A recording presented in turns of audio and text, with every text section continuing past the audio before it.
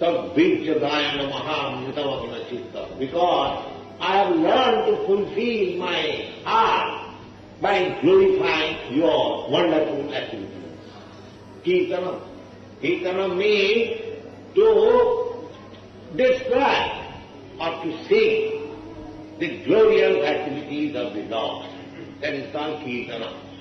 Kirtan does not mean always that we have to chant or sing with musical instruments. I am speaking to you, Srimad Bhagavatam.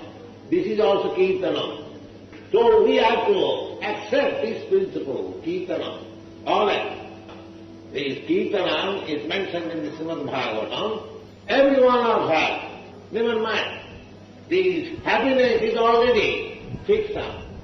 When you are born in this family, your standard of happiness is always fixed up. Don't bother.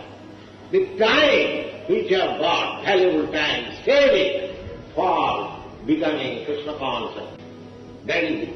Save it. Don't bother always for further happiness, further happiness, further happiness. Happiness already stands.